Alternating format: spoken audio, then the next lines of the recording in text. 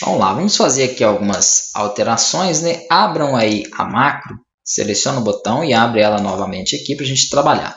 Vamos tirar esse fechar janela, que é um padrão dele. Vamos trabalhar só por enquanto com o ocorrer erro.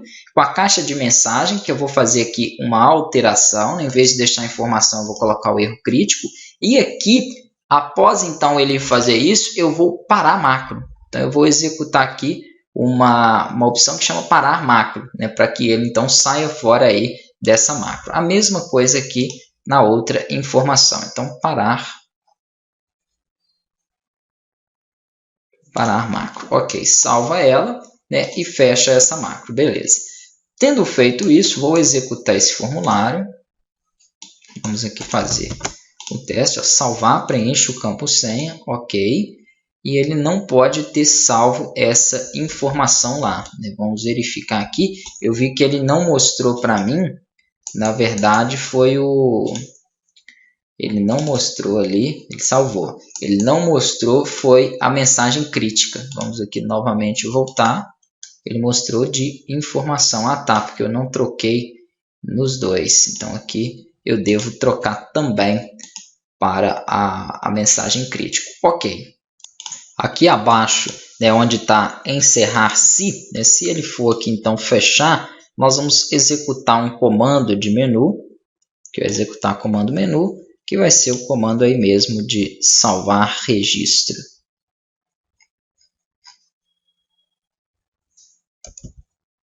Salvar.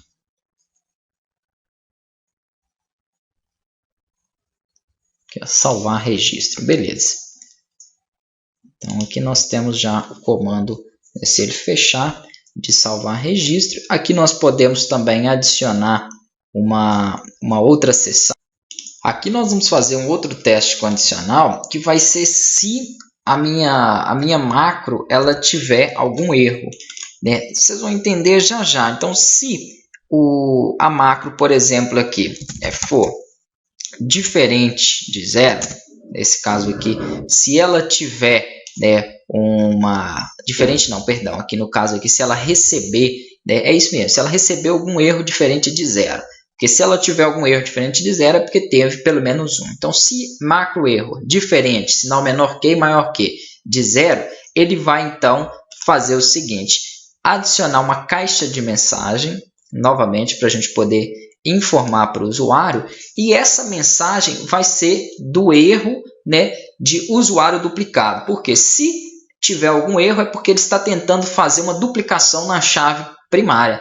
A chave primária da tabela, vocês devem lembrar aí que é o nome do usuário. Então, se ele der um erro é porque ele está colocando o nome de usuário que já existe. Então, vou colocar aqui o nome de usuário já existente. Escolha outro. Nós já vamos fazer todos os testes aí. Aqui, então, vai ser alarme sonoro, beleza. Erro crítico e título usuário já existente. Aí seria legal a gente adicionar ações aqui, por exemplo, para poder definir uma propriedade. Então, aqui você vai ter definir propriedade e utilizar, por exemplo, o nome do controle, que é nome usuário.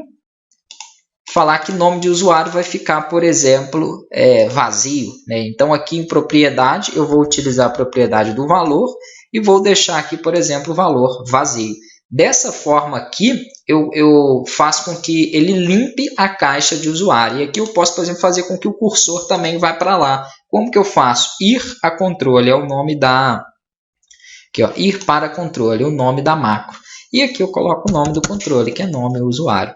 Então, dessa forma, o que ele vai fazer? Se eu tentar digitar um usuário que já existe, ele vai me dar a mensagem e quando eu der OK, ele vai executar a próxima ação, que é definir propriedade, limpando o valor da caixa de usuário. Eu poderia limpar, eu poderia setar, por exemplo, aqui um novo valor em valor, vou deixar vazio para ele deixar vazio e ir com o cursor para lá.